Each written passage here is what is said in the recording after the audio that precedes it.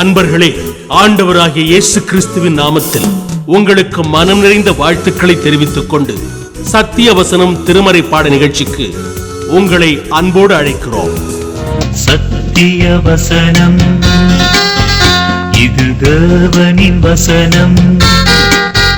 நாம் சோர்ந்து போகையில் கரம் கொடுக்கும் நம் தேவனின் வசனம், நம் தேவனின் வசனம்.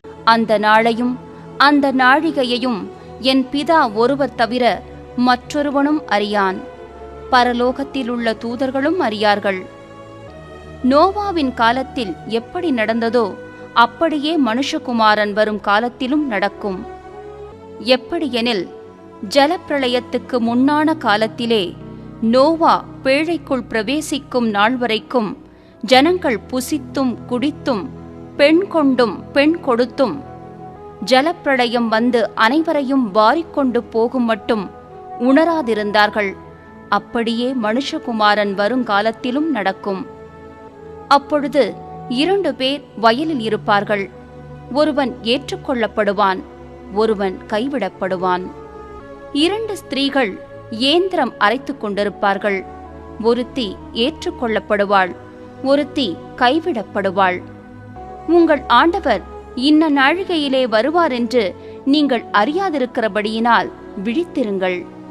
திருடன் இன்ன ஜாமத்தில் வருவான் என்று வீட்டெஜமான் அறிந்திருந்தால் அவன் விழித்திருந்து தன் வீட்டை கண்ணமிட ஒட்டான் என்று அறிவீர்கள். நீங்கள் நினையாத நாழிகையிலே மனுஷகுமாரன் வருவார். ஆதலால் நீங்களும் ஆயத்தமாயிருங்கள்.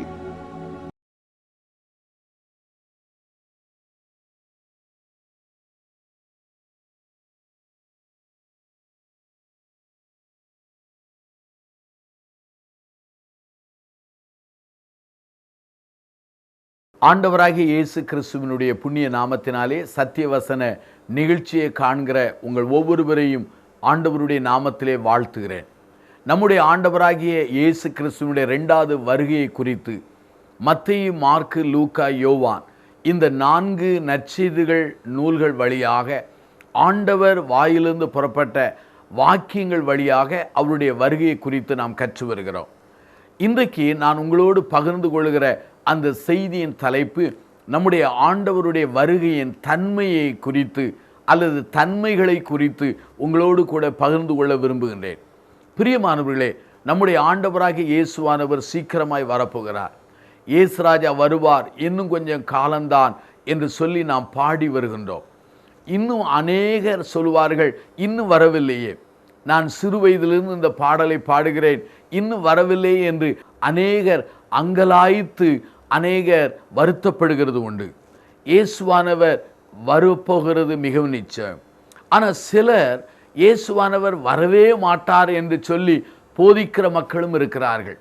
ஆனால் சிலர் இடையிலே எப்போதோ வந்துவிட்டார் என்று சொல்லி மக்களை குழப்புகிற சில மக்களும் இருக்கிறார்கள். இயேசுவானவர் இந்த நாளில் வருவார், இந்த மாதத்தில் வருவார், இந்த காலத்தில் வருவார் என்று பலர் இன்றைக்கு குறிப்பிட ஆரம்பித்திருக்கிறார்கள். வருகையை பற்றி நாம் நம்புவது நம்முடைய கடமை. வருகையை பற்றி பிரசங்கிப்பது நம்மேல் விழுந்த கடமையாகும். ஆனால் வருகையின் காலத்தை பற்றி மக்களுக்கு குறிப்பிட்டு வரை அறுத்து அதை சொல்வது நல்லதல்ல, அது தகுதியான காரியமல்ல. ஏனென்றால் வருகையை குறித்த நாள், காலம், மாதம், வருடங்களை குறித்த அநேகர் ஏமாற்றப்பட்டிருக்கிறார்கள், வஞ்சிக்கப்பட்டிருக்கிறார்கள். பிறரையும் அவர்கள் வஞ்சித்த நிலையை நாம் கடந்த கால சரித்திரங்களிலே நாம் காண முடிகிறது. அருமையான என் சகோதர சகோதரிகளே, ஆண்டவருடைய கிருபையினாலே ஒன்றே ஒன்று சொல்ல விரும்புகிறேன். ஆண்டவருடைய வருகை எப்போது வரும் அதை பிதா ஒருவரே அறிவார். மத்தேயு 24ஆம் அதிகாரம் 36வது வாக்கியம் அவ்வாறு சொல்கிறது. மற்ற ஒருவனும் அறியார், பரலோகத்திற்கிற தூதர்கள் கூட அறிய மாட்டார்கள். பிரியமானவர்களே, மறுமையில் இருக்கிற தேவதூதர்கள் கூட இந்த நாளை அறிய மாட்டார்கள் என்று நம்முடைய ஆண்டவராகிய கர்த்தர் சொல்லி இருக்கிறார்.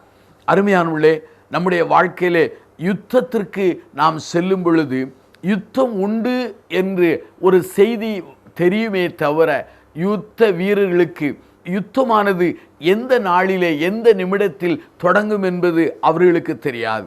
உபாகமம் 29ஆம் அதிகாரம் 29 பாருங்கள். மறைவானவைகள் அங்கு கர்த்தருடையவைகள், வெளிப்படுத்தப்பட்டவைகளோ நமக்குரியவைகள் என்று சொல்லப்பட்டிருக்கிறது. ஆண்டவர் வெளிப்படுத்தின கற்றுக் கொடுத்தவைகளை நாம் கைக்கொள்ள வேண்டுமே தவிர மறைவான காரியங்களில் தலையிடுகிற காரியம் நல்லதல்ல. யூதா என்கிற அந்த நிருபத்திலே 10வது 11வது வாக்கியத்தை வாசித்து பாருங்கள். இவர்கள் தங்களுக்கு தெரியாதவைகளை தூஷிக்கிறார்களே என்று சொல்லி யூதா கண்டித்து எழுதுகிறதை நாம் திருமறையிலே காண முடிகிறது. கர்த்தருடைய வருகை கிறிஸ்தவத்துக்கு ஒரு முக்கிய தூணாக காணப்படுகிறது. முதல் வருகை எவ்வளவு முக்கியமோ அதே போல இரண்டாம் வருகை மிக முக்கியமானதாக காணப்படுகிறது. முதல் வருகையும் இரண்டாம் வருகையும் இணைக்கப்படும் பொழுதுதான் அங்கு நம்முடைய மீட்பு பூரணமாக காணப்படும். நான் வருகையை நம்புகிறேன். வருகை என்பது கிறிஸ்தவர்களுடைய நம்பிக்கை என்று சொல்லலாம். வருகையை பற்றி அவர் எவ்வாறு வரக்கூடும் என்பதை இன்றைக்கு உங்களோடு கூட நான் பகிர்ந்து கொள்ள விரும்புகிறேன். இந்த செய்தியினுடைய தலைப்பென the manner of second coming என்று சொல்லலாம். கிறிஸ்துவின் வருகை எப்படி காணப்படும், என்ன விதமாக இருக்கும் என்பதை சொல்ல விரும்புகிறேன். திருமறையை நீங்கள் எடுத்து வைத்துக் கொள்ளுங்கள். மத்தேயு 24ஆம் அதிகாரம் 36 44 வசனங்களை வாசித்து பாருங்கள். அவருடைய வருகையின் நாள் மிக ரகசியம் என்பது முதல் செய்தியின் தலைப்பாகும். அதாவது அவருடைய வருகையின் நாள் மிக மிக ரகசியம். ஏனென்றால் அவர் வருவது முக்கியம். ஆனால் நாளும் நாளிகையும் நிமிடமும் நமக்கு தெரியாது. உண்மையாகவே இத்தனை நூற்றாண்டுகளில் எத்தனையோ பரிசுத்தவான்கள் தேவ மனிதர்கள் எல்லாம் தங்கள் காலங்களிலே இந்த குறிப்பிட்ட ஒரு காலத்திலே வந்து விடுவார் என்று சொல்லி அறிவித்தார்கள். ஆனால் அவர்கள் வெட்கப்பட்டார்கள். அவர்கள் வாழ்க்கையிலே அவர்கள் சொன்னது பொய்த்து போய்விட்டது. ஆண்டவர் வரப்போகிறது நிச்சயம். ஆனால் வருகிற நாள் நமக்கு தெரியாது. வரப்போகிற நாளின் அந்த நாளிகை நமக்கு தெரியாது. எனக்கு பிரியமான என் சகோதரனே சகோதரியே, எந்த ஒரு பரிசுத்தமானும், எந்த ஒரு தேவ மனிதனும், எந்த ஒரு போதகரும், எந்த ஒரு நற்செய்தியாளனும் ஆண்டவர் இந்த நாளில் இந்த நாளிகளே வருவார் என்று அவர்கள் சொல்வார்களானால் அதை நீங்கள் நம்ப வேண்டாம். ஏனென்றால் அவர்கள் சொல்லுகிறார்கள் என்று சொன்னால் அவர்கள் வேத வசனத்தின் வெளிச்சத்திற்கு மிஞ்சி பேசுகிறார்கள் என்று பொருள்தான். மத்தேயு 24ஆம் அதிகாரம் 36 சொல்கிறது, பிதா ஒருவரே அறிவார். ஆகவேதான் முதலாம் வருகை அங்கு முன் அறிவிக்கப்பட்டது. ஆனால் அந்த முதலாம் வருகை எப்போது நிறைவேறும் என்று அந்நாட்களில் மக்களுக்கு தெரியாது.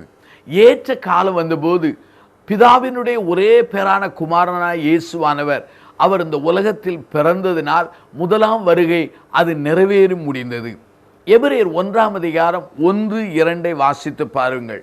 பூர்வ காலங்களில் பங்கு பங்காகவும் வகை வகையாகவும் தீர்க்கதரிசிகள் மூலமாய் பிதாக்களுக்கு திருவுளம் பற்றின தேவன் இந்த கடைசி நாட்களில் குமாரன் மூலமாய் அவர் நமக்கு திருவுளம் பற்றினார் என்று எபிரேய நிருப ஆக்கியோன் எழுதுகிறார். கடைசி காலம் என்பது எது? கிறிஸ்துவின் முதலாம் வருகையிலிருந்தே அது கடைசி காலம் என்று அநேகர் கணிப்பது உண்டு. அதை நான் நம்புகிறேன். கர்த்தருக்கு ஒரு நாள் 1000 வருஷம் போலவும் 1000 வருஷங்கள் ஒரு நாள் போலவும் காணப்படும் என்று வேத வசனம் சொல்கிறது.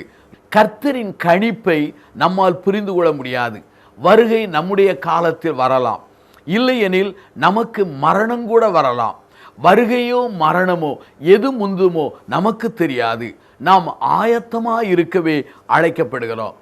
ஆண்டவருடைய வருகை அது மிக ரகசியம் என்று சொன்னேன். அங்கே இன்னொரு குறிப்பை நான் அதோடு இணைந்து சொல்ல விரும்புகிறேன். நம்முடைய ஆண்டவருடைய வருகையினுடைய இடத்தை பலர் சொல்வது உண்டு. மத்தேயு 24ஆம் அதிகாரம் 23 26 வரை உள்ள வசனங்களை வாசித்து பாருங்கள்.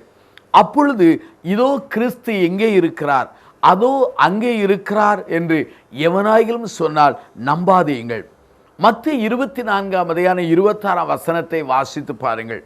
வனாந்தரத்திலே அங்கு இருக்கிறார், புறப்பட்டு போகாதிருங்கள்.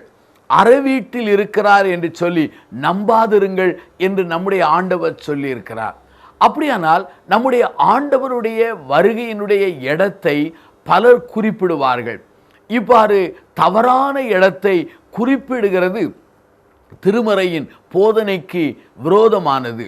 நம்முடைய ஆண்டவர் சொன்னார், வனாந்தரத்தில் இருக்கிறார், அங்கே இருக்கிறார், இங்கே இருக்கிறார், அறை வீட்டுக்குள்ளே இருக்கிறார் என்று சொன்னால் நீங்கள் நம்பாதிருங்கள் என்று சொல்லி ஆண்டவர் அன்றைக்கு மாத்திரமல்ல இன்றைக்கும் இருக்கிற எனக்கும் உங்களுக்கும் ஒரு எச்சரிப்பு கொடுக்கிறார். அருமையான என் சகோதரனே சகோதரிகளே, நம்முடைய ஆண்டவர் வருவது நிச்சயம், வரப்போகிறது நிச்சயம். நாள் முக்கியமல்ல, அங்கே தவறான இடத்தை நம்பி வஞ்சிக்கப்படாதபடி இருக்க வேண்டும். குறிப்பாக மத்தேயு நற்செய்தி நூல் 24ஆம் அதிகாரம் 24, 25 வசனங்களை வாசித்து பாருங்கள். ஏனெனில் கள்ள கிறிஸ்துகளும் கள்ள தீர்க்கதரிசிகளும் எழும்பி கூடுமானால் தெரிந்து கொள்ளப்பட்டவர்களை வஞ்சிக்கத்தக்க பெரிய அடையாளங்களையும் அற்புதங்களையும் செய்வார்கள். இதோ முன்னதாகவே உங்களுக்கு அறிவிக்கிறேன் என்று நம்முடைய ஆண்டவர் சொல்லியிருக்கிறார். இங்கே இந்த வசனங்களிலே கள்ள கிறிஸ்துகள் கள்ள தீர்க்கர்கள் என்கிற இந்த 2 பதத்தை நம்முடைய ஆண்டவர் பயன்படுத்துகிறார். கள்ள கிறிஸ்து யார்? கிறிஸ்துவின் மகிமை, அதிகாரம், ஆளுகையை திருடி அதை தங்களுக்கென்று சொந்தமாக்கி கொண்டு தாங்களே அதற்கு ஆதாரம் என்று சொல்லுகிற மக்கள்தான் கள்ள கிறிஸ்துகள்.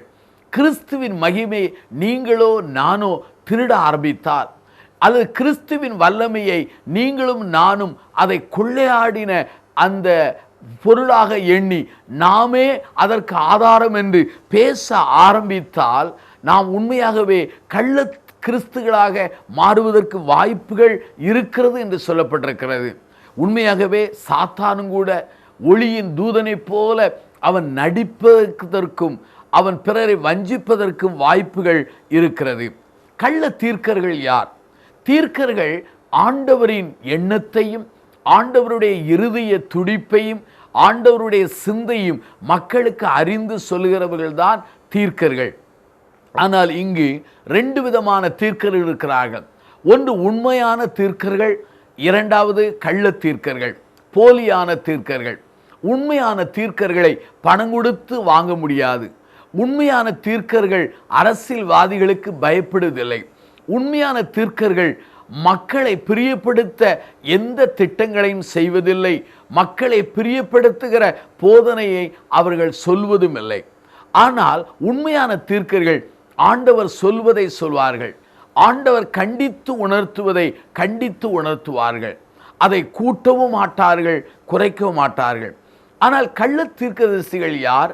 ஆண்டவர் அனுப்பாதிருந்தும் ஆண்டவர் கட்டளையிடாமல் இருந்தும் ஆண்டவர் சொல்லாமல் இருந்தும் ஆண்டவர் சொன்னார், ஆண்டவர் வெளிப்படுத்தினார், ஆண்டவர் இதை கட்டளையிட்டார், ஆண்டவர் என்னிடத்தில் வந்து சொன்னார் என்று துணிகரமாய் சொல்லுகிற மக்கள் தான் கள்ள தீர்க்கர்களாக காணப்படுகிறார்கள். அருமையானுள்ளே, இன்றைக்கு அநேக மக்கள் உண்மையான தீர்க்கர்கள் என்கிற ஸ்தானத்திலிருந்து கள்ள தீர்க்கர்களாக மாறிவிட்டார்கள். புகழ், பணம், அதிகாரம் இவைகளினாலே அநேகர் வஞ்சிக்கப்பட்டு கொண்டிருக்கிறார்கள். கள்ள தீர்க்கர்கள் ஆட்டுக்குட்டியினுடைய தோலை உடுத்தின ஓநாய்கள் என்று ஆண்டவர் சொல்கிறார். அவர்கள் பீறுகிற அங்கே ஓநாய்களைப் போல இருந்து அங்கே ஆடுகளை அவர்கள் வஞ்சிப்பார்கள், மாண்டு போகும்படி செய்வார்கள் என்று திருமறையிலே சொல்லப்பட்டிருக்கிறது. உங்கள் உள்ளத்திலே ஒரு கேள்வி வருகிறது, கள்ள தீர்க்கர்களை எவ்வாறு அறிந்து கொள்ளலாம்? முதலாவது, அவருடைய உபதேசத்தின் மூலமாய் அறிந்து கொள்ளலாம். அவர்கள் சொல்லுகிற உபதேசம் வேத வசனத்துக்கு சார்ந்ததாக இருந்தால் அவர்கள் உண்மையான தீர்க்கர்கள். வேத வசனத்தை புரட்ட ஆரம்பித்தால் அவர்கள் கள்ள தீர்க்கர்கள். அப்படியானால் ஒரு கள்ள தீர்க்கர்களை அவருடைய கபடான உபதேசத்தின் மூலமாய் அறிந்து கொள்ளலாம். அவருடைய வாழ்க்கையின் தரத்தின் மூலமாக அறிந்து கொள்ளலாம். அது மாத்திரமல்லாமல் அவர்களுடைய கனியின் மூலமாக அறிந்து கொள்ளலாம். கனி என்று சொன்னால் கலாத்தியர் 5ஆம் அதிகாரம் 22 உள்ள ஆவியின் கனி என்று சொல்லலாம். இன்னொரு கனி இருக்கிறது.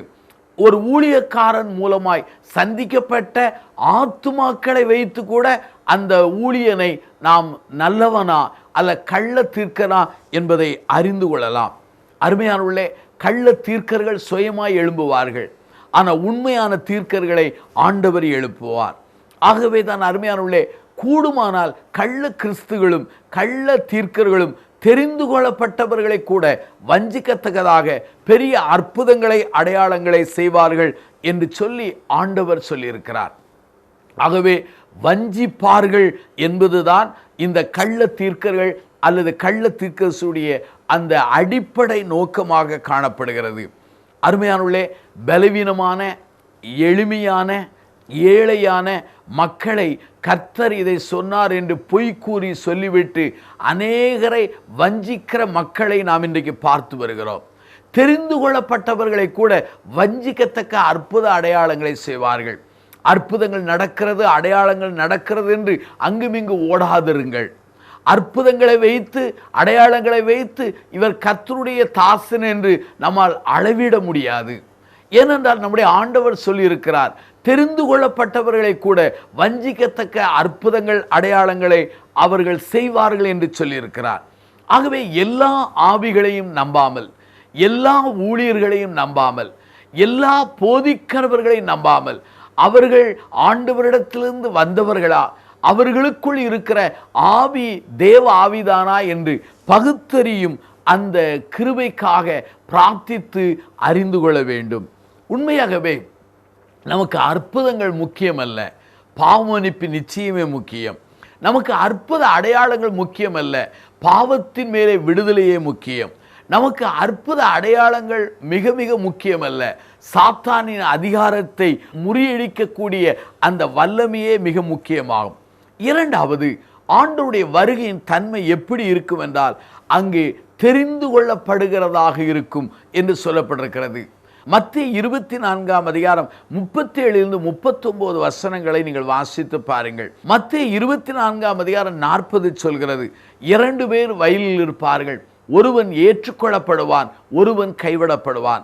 2 ஸ்திரீகள் அவங்க எந்திரம் அரைப்பார்கள், ஒரு பெண் ஏற்றுக்கொள்ளப்படுவாள், ஒருவர் கைவிடப்படுவாள். 2 பேர் வயலில் இருப்பார்கள், ஒருவர் ஏற்றுக்கொள்ளப்படுவார், ஒருவர் கைவிடப்படுவார் என்று நம்முடைய ஆண்டவராகிய கர்த்தர் சொல்கிறார்.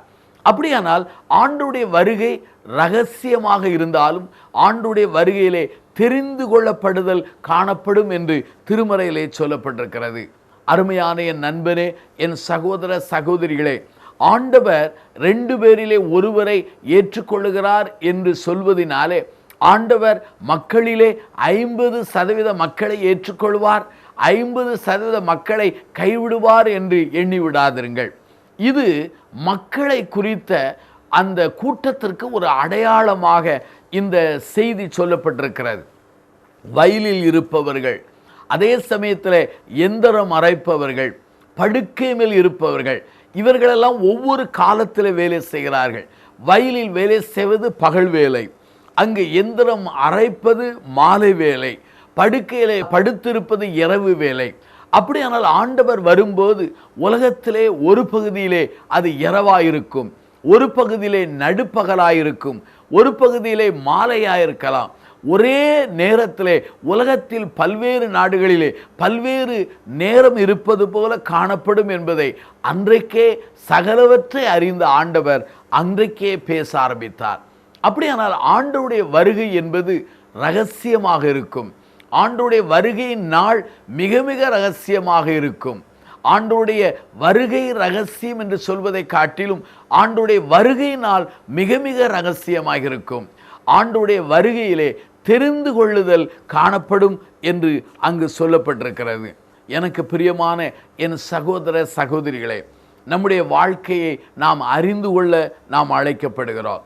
நம்முடைய ஜீவியத்தில் நம்மை திரும்பி பார்க்க அல்லது நம்மை அலசி பார்க்க நாம் அழைக்கப்படுகிறோம்.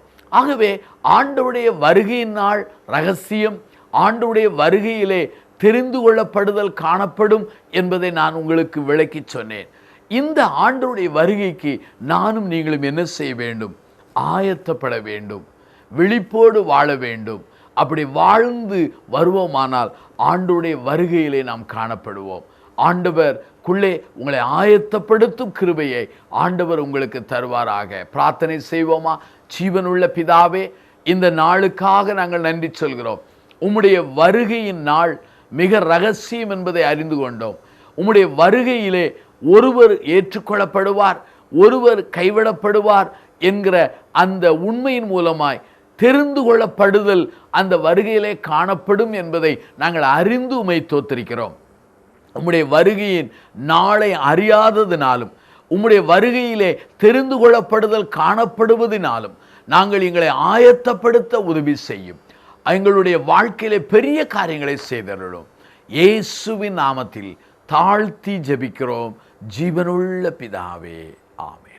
இந்த புத்தகம் பற்றிய விபரங்களுக்கு சத்திய வசனம் அலுவலகத்தை தொடர்பு கொள்ளவும்.